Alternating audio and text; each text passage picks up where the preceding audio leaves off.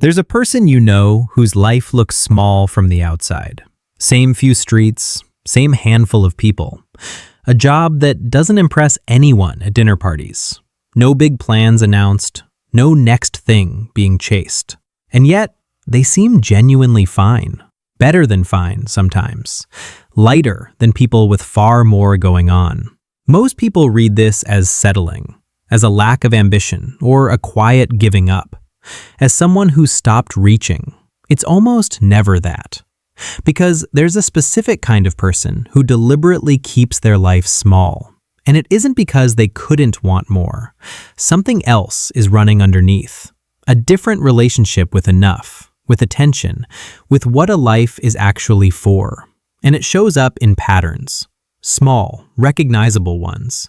In what they say yes to, what they refuse, in what they quietly stopped needing. You might recognize a few of them in yourself. The first one is the easiest to mistake for having nothing to show. Sign 1, they stopped performing their life for an audience. You notice it in what's missing. The big moments happen, and they just don't announce them. The promotion nobody heard about. The trip that never got posted. The good news that reached a couple of people over a phone call, and no one else at all. It's not secrecy. There's nothing they're hiding. They simply stopped feeling the pull to hold their life up for anyone to see. Something happens to most of us with the good moments. A great meal arrives, a day goes right, and before we fully tasted it, we're reaching for the phone, framing it, deciding how it'll read to people who aren't even there. They don't do that anymore. The meal is just the meal. The day is just the day. It stopped needing a witness to count. From the outside, this can look like they've got nothing going on. No wins to show, nothing to report, quietly falling behind. But watch closely, and it's the opposite. They didn't run out of things worth showing. They unhooked their life from being scored at all. And a life that isn't being scored is a strange, quiet kind of free. Not an empty life. A life that stopped keeping a scoreboard. That brings us to sign 2. They say no far more than they say yes. The next thing you notice is how often they decline. The invitation, the opportunity, the extra thing that everyone agrees you're supposed to want. They pass on a lot of it, and not always with a great reason attached. To most people, this looks like closing off, withdrawing, maybe a little antisocial, or afraid of missing out in reverse. But there's a logic underneath, and it's sharper than it looks. Every yes costs something. An evening, a stretch of energy, a piece of attention that then can't go anywhere else. They just started counting that cost honestly. You can watch it happen in real time. The invitation lands, the one that used to be an automatic yes. There's a small flicker of guilt as they decline. And then, this is the part they came to trust. A wave of quiet relief that tells them the no was right. Economists have a plain phrase for what they're tracking. Opportunity cost. Every yes is silently a no to something else. Most people only feel the thing they said yes to. These people feel the thing they gave up for it too. It's not that they don't want to be there. It's that they finally understood what being there costs and got deliberate about spending. Sign 3 is a little harder to explain to people. They found the ceiling on what more actually buys. They seem strangely uninterested in the next upgrade, the bigger place, the higher title, the newer version of the thing they already own and that already works. And it's not discipline exactly. It's not that they're resisting temptation. The wanting itself just quieted down because at some point they noticed something most people feel but never quite name. Past a certain line, more stopped turning into better.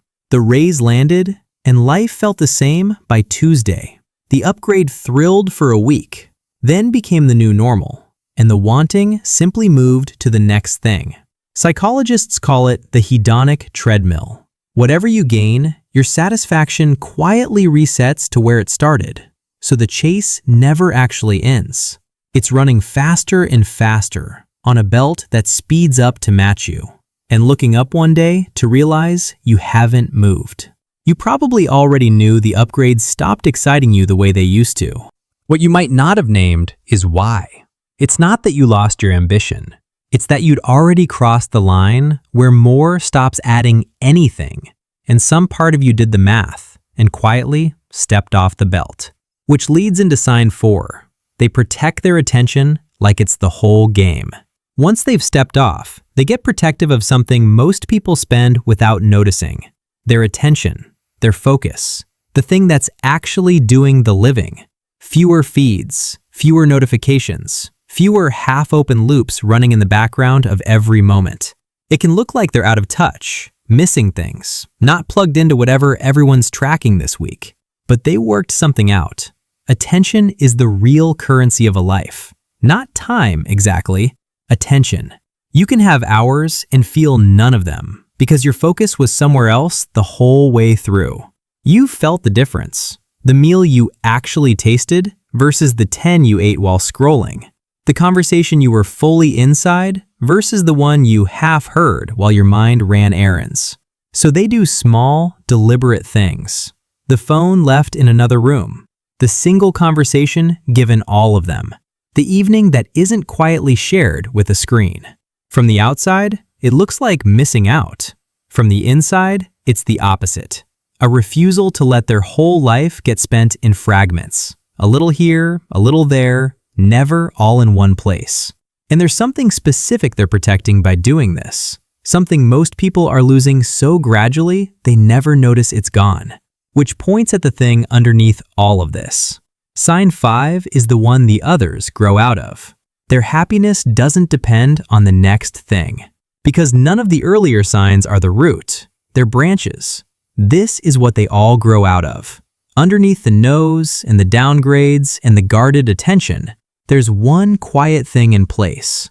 Their sense of being okay isn't parked somewhere in the future. It's here, available now, in the ordinary, not held hostage by a milestone that hasn't arrived. Watch most of us and you'll catch the pattern.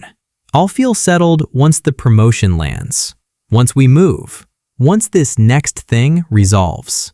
Happiness always living one step ahead, in the version of life that's almost here. Then the thing arrives, and the feeling doesn't. It's good for a moment, and then the finish line quietly moves again. There's a name for that discovery, the arrival fallacy. The reaching promises a lasting happiness that the arriving almost never delivers. You get there, and there turns out to feel a lot like here. They noticed. That's the whole shift. There's usually a specific evening behind it. Nothing special. A quiet one, dinner already eaten, nowhere to be, the light going soft.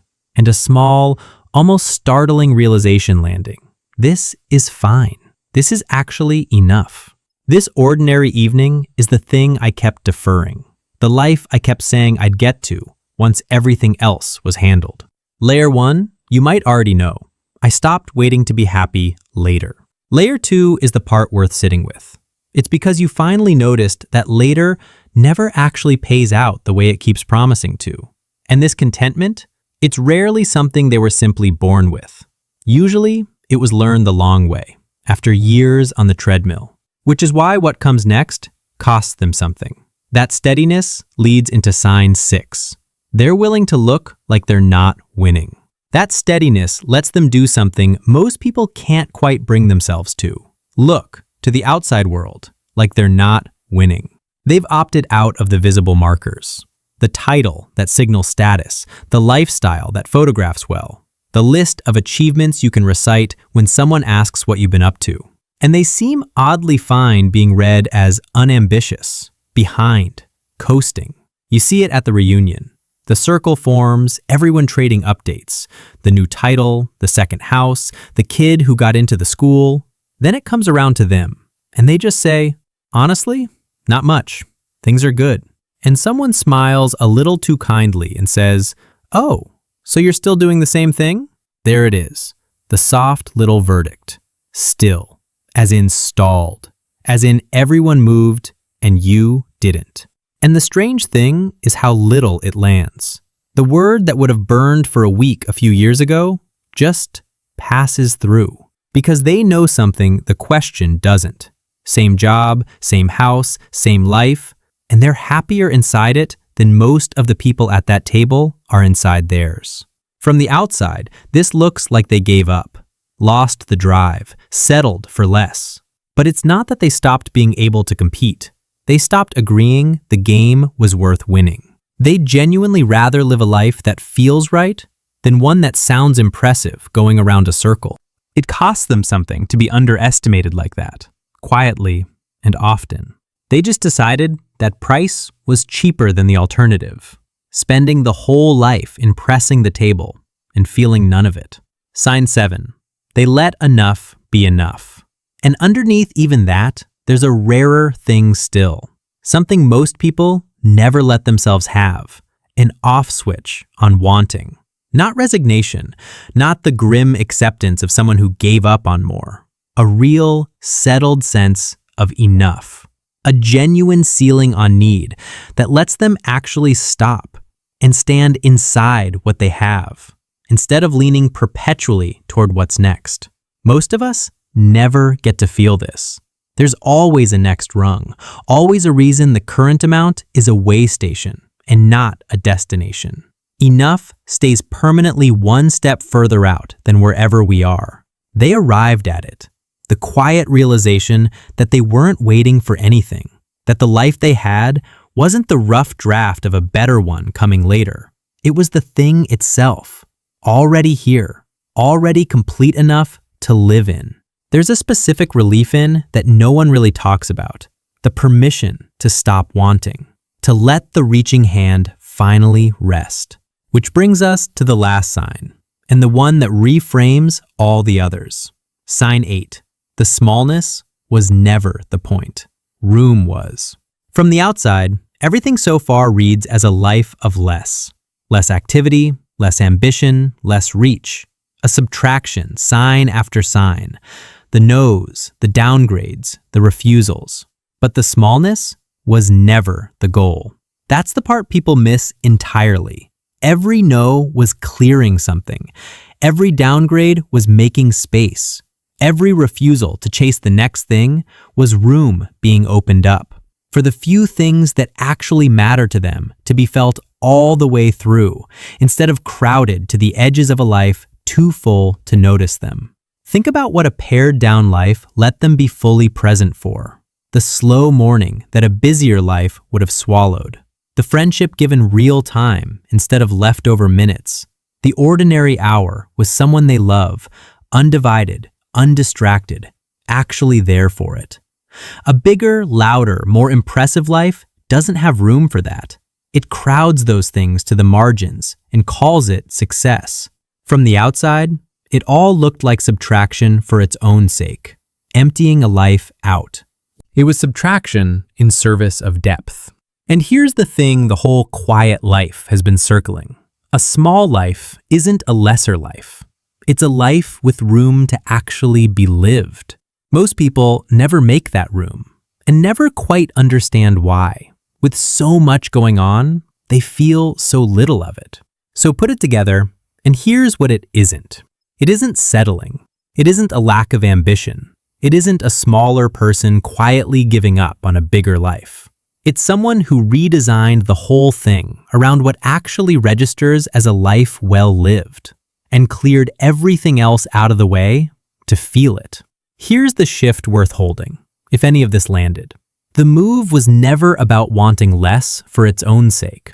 It was noticing that a life stripped of the noise isn't emptier, it's more available. And that room, not more, was what an awful lot of the chasing was secretly after all along.